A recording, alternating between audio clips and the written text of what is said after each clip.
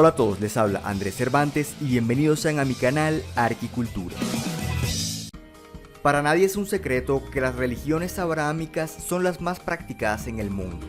Esto gracias a los procesos de conquista, protagonizados por grandes imperios, que consigo fueron llevando su cultura, su idioma y por supuesto su religión. En la gran mayoría de los casos, la arquitectura local fue hecha a un lado, para dar espacio a las formas y estéticas propias del imperio. Pero esto no siempre es posible. Para entender esto mejor, nos vamos al desierto del Sahara, más exactamente a Malí. Las ciudades del norte de ese país se encuentran enclavadas en el desierto y no disponen de muchos materiales de construcción.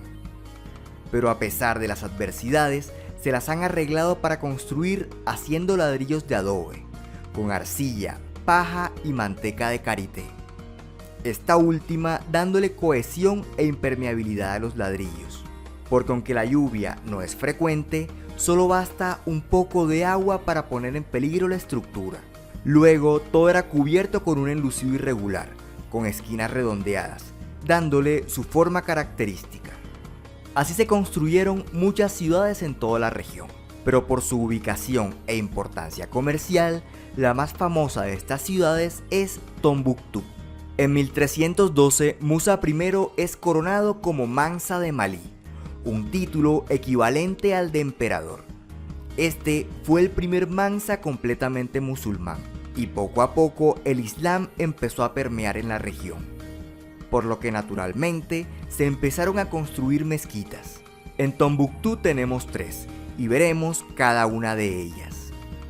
En 1327 se construyó la mezquita Yingareiber, aunque su dimensión actual es de 1582, cuando el imán Al-Aqib la amplió hacia el sur y le hizo construir el muro del lado oeste. Veamos el espacio interior. Las limitantes de este sistema constructivo impiden un bosque de columnas delgadas como se pueden ver en muchas mezquitas tradicionales. Y si eso no es una opción, el juego de cúpulas bizantino que se ve en las mezquitas turcas es algo impensable. Lo que aquí se hizo fue una serie de muros paralelos con aberturas, lo que no resulta como una sala llena de columnas, sino como un conjunto de pasillos consecutivos. Aquí podemos encontrar la mayoría de elementos típicos de una mezquita. Por ejemplo, aunque el suelo es de tierra, al igual que todas las mezquitas, esta se encuentra cubierta por una alfombra. Y por todo el recinto se distribuyen los feligreses a la hora de hacer las oraciones, aunque sin la posibilidad de contemplar todo el espacio. Aquí hay algo muy importante: los musulmanes deben orar en dirección a la Meca, y por lo tanto todas las mezquitas están provistas de un mihrab, un nicho que sirve para señalar la dirección en la que se debe orar, y en esta mezquita también hay uno. Usualmente el mihrab está mucho más ornamentado que el resto del lugar, incluyendo lacerías, que son estas formas, o también caligrafía. En este caso nos encontramos con que la mezquita está totalmente desprovista de ornamento, y el mihrab está decorado con formas en zigzag, que se extienden varios metros a cada lado. Esta pared es la quibla. Recibe este nombre todo el muro que alberga el mihrab. Otro elemento es el minbar, una zona elevada a la derecha del mihrab, desde donde el imán dirige las oraciones colectivas en la mezquita. En este caso, el minbar no es tan alto y es realmente sencillo. Es momento de ver la cubierta. Esta gran cantidad de muros se hicieron para poder soportar la cubierta. Estos sirven de apoyo para las vigas de madera, de las cuales algunas sobresalen hasta el exterior del edificio, lo cual es un distintivo de este tipo de construcciones. Sobre esto se pone un entramado con varas de madera más delgadas y encima una cobertura de adobe. En la parte posterior del mihrab hay una torre cónica protegiéndolo, y del otro lado un último elemento típico de las mezquitas. Este es el alminar o minarete, una torre desde donde el almuédano convoca a los feligreses para hacer las oraciones. En esta mezquita los muros del minarete no son completamente verticales, sino que están inclinados. Además, sobresalen una gran cantidad de vigas de madera.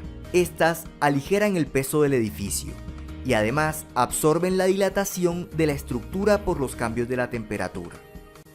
El acceso principal es a través de este patio, el cual eventualmente puede ser usado también como sala de oración al aire libre. Por lo tanto, aquí debe haber otro mihrab señalando la dirección en la que deben hacer las oraciones. En los alrededores de esta mezquita hay una serie de mausoleos, donde reposan los restos de personajes importantes que son venerados como santos. Hay más elementos que he omitido en esta mezquita, pero hablaremos de ellos en las mezquitas que nos quedan por ver. En 1400 se empezó la construcción de la mezquita Sidi Yahya. Esta es la más sencilla de las que veremos hoy, y a diferencia de los pórticos de la Yingareyber, aquí las aberturas tienen forma de arco ojival, incluido el nicho del mihrab, que desde fuera luce como una torre circular escalonada. Este muro entonces es la quibla. Y detrás hay un patio con su respectivo mihrab, como sala de oración al aire libre. A diferencia de las otras construcciones que veremos hoy, esta no tiene un minarete alto, sino más bien una pequeña torre que cumple con la misma función. Del otro lado hay un segundo patio. Aquí se encuentra esta puerta, y se dice que solo se abrirá durante el fin de los tiempos. Estas construcciones tienen una gran debilidad: el agua, por lo que se instalan unas largas canaletas, cuya función es expulsar el agua lo más lejos posible y no afectar el edificio.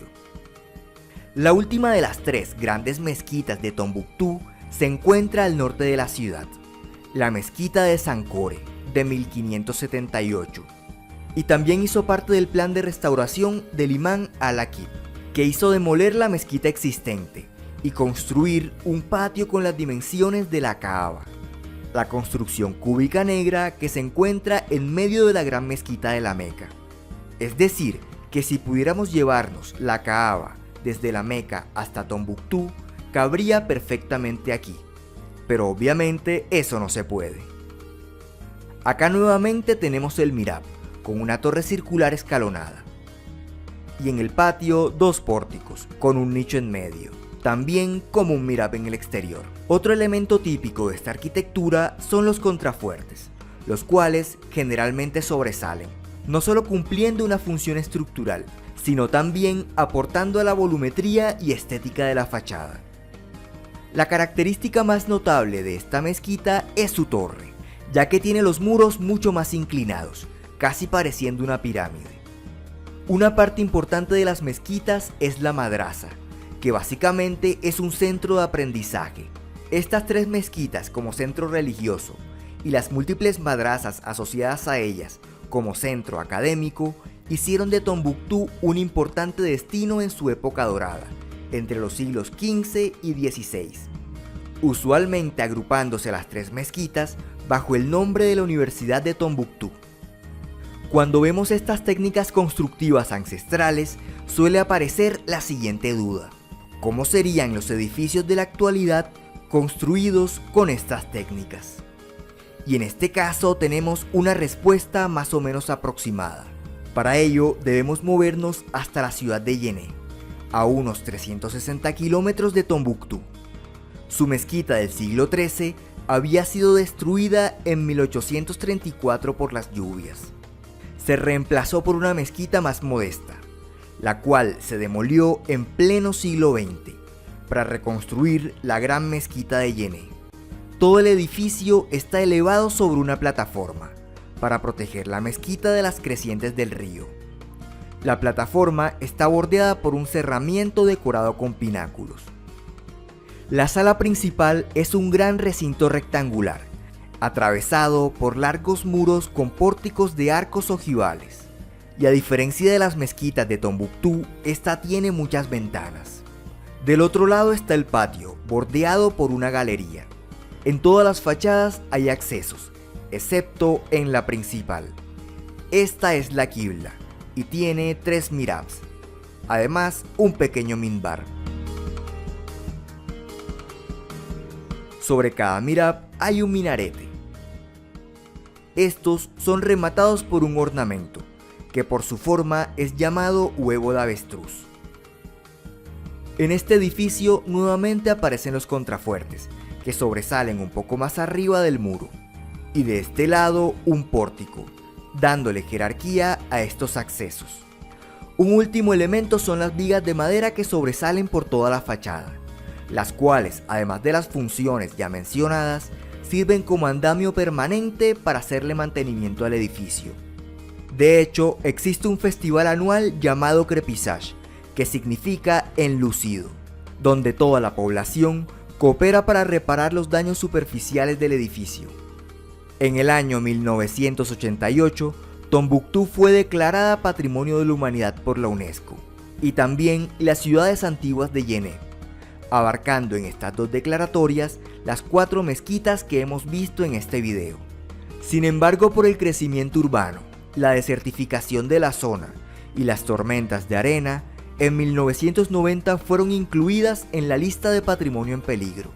Luego de los correspondientes planes de gestión, en el 2005 fueron retirados de la lista, pero no por mucho, porque en la zona norte del país se desataron conflictos con grupos islámicos extremistas, causando que desde 2012 Tombuctú volviera a ingresar a la lista de patrimonio en peligro, ya que varios mausoleos, partes de las mezquitas e importantes manuscritos fueron destruidos.